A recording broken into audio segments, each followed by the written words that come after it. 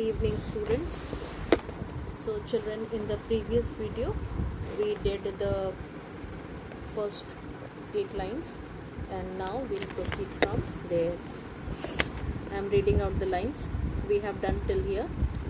I repeat, driving from my parents' home to Cochin last Friday morning, I saw my mother beside me, doze, open mouthed, her face Asian-like simile of a corpse, and realized with pain that she was as old as she looked, but soon put that thought away and looked out at young trees printing the message children spelling out of their homes. So now children will do these lines.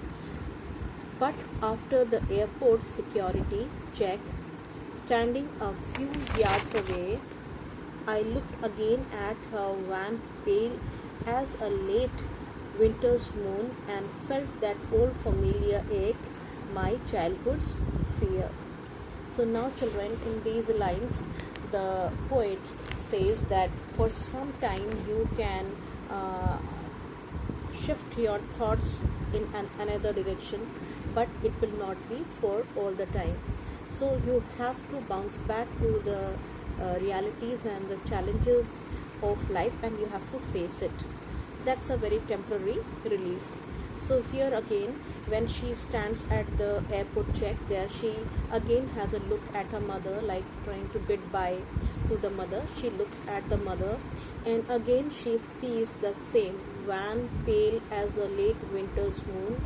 Her mother face looks very wan, colorless, pale, very faded as a late winter's moon. The writer has likened the facial looks to the look of a late winter's moon. Late winter moon is not known for its beauty. Winter moon is faded, it's shineless. There is no beauty in the late winter's moon. Here, late has two meanings. One is late winter, it has a moon passes through 14 phases. So late phase, like the last phases of moon, which is very unattractive. And late means we use this word for a person who is no more there. So the mother looks like the late winter's moon, which is not attractive, physically attractive, and felt that old familiar ache. So again she has the same pain in her heart, that is of losing her mother, because she is looking very old, almost like a dead body.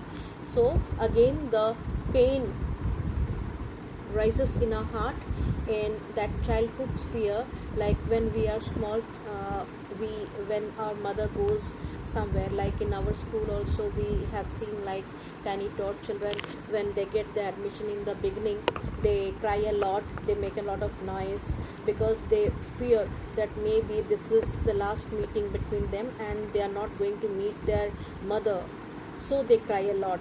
Once you grow up, like you are in class 12, so you know you don't cry, because you know that you have come here to study, and then after some hours, spending some hours here, you will go back to your family, so you don't cry. But they do not know. So here the writer has used that the same familiar pain. Familiar means known. She has experienced this pain even before in her childhood. So the way a child fears when she is separated from the mother, that this is the final separation, the same pain is felt by the mother. So by the writer, the daughter, familiar ache, my childhood's fear.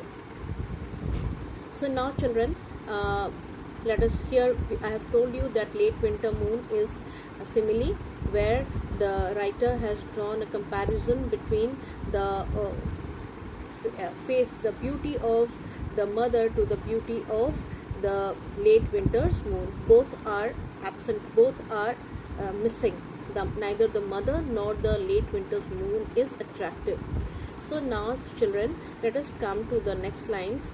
And felt that old familiar ache, my childhood's fear, but all I said was, see you soon, Amma.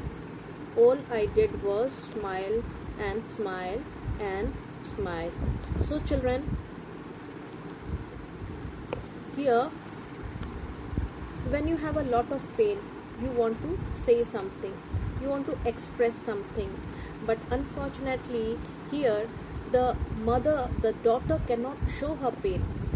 That is because if she cries, the mother will know that something unusual this time, because she has been coming here to the mother and never before she cried. So if this time she cries, maybe the mother will know that something different this time. So she doesn't want to show it to the mother. She wants to hide the pain. She doesn't want the mother to know that maybe this is going to be the last meeting between the two. So familiar ache, my childhood's fear, but all I said, there was a lot to say. The heart was crying, but all that she could manage was see you soon, Amma. See you soon. So this is the repetition of the same sound. Sir sound is being repeated here. See you soon, Amma. So soon, see you. So this is sir sound is being repeated. So this is one case of alliteration. You see, in the next line there is only one word, and that is Amma. Children, this is called like literary aptitude. If you have an aptitude for literature, children, you will notice these things.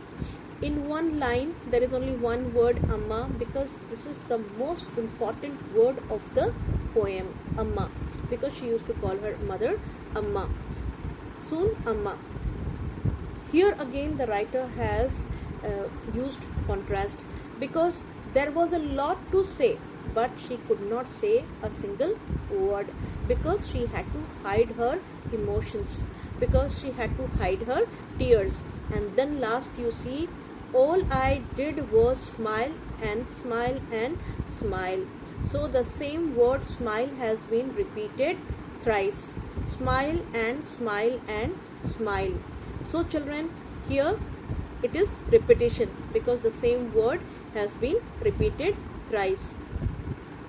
This is contrast also, because the heart was crying but the poet was smiling. It is opposite what she was feeling inside, just the opposite she was showing, because she wanted to hide her pain. So children, here again the writer has used smile thrice. Each time a smile she has tried to emphasize the word smile, because there was crying inside and there was smile outside.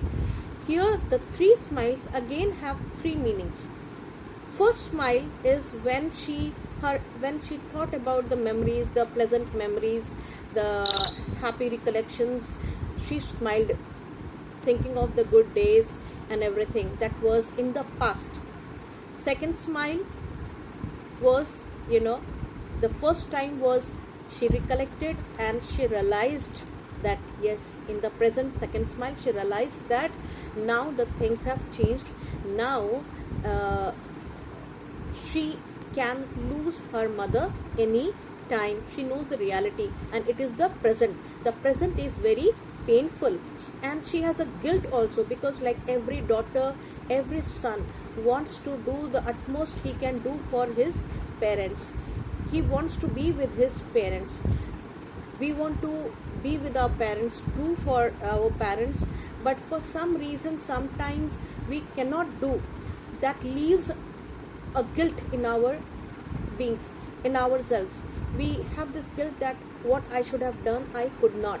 It happens that whatever I could, the effort, whatever comforts I could give my parents, which they gave us in our childhood, I could not for any reasons. So she has that guilt, and she realizes that now anytime I can lose my mother. So now the like it is beyond repairs now, and anytime the mother may go. So this smile to hide that pain. It is like a camouflage. It is like wearing a smile just to hide her cries. Now the third smile is because there is a reconciliation. She now reconciles with the fact that death is the ultimate reality, and what happened, and there is guilt inside, but she goes with a positive thought in her mind that maybe this is not going to be the final time. Maybe the next time she comes here to Cochin, she will be there. So there is a hope that maybe in future she will meet her mother again. So children, this is the poem. This poem, if you talk about the crux of the poem, is this, that it is a personal account on part of the writer about her fear of losing her mother, about the fear of being separated from her mother, and this brings a kind of guilt also, and but somehow she manages to show to the mother, because she had sympathy for the mother, and she didn't want her mother to be further stressed about the fact that maybe she is going to this is going to be the last meeting between the mother and the daughter. So children, this particular poem has so we will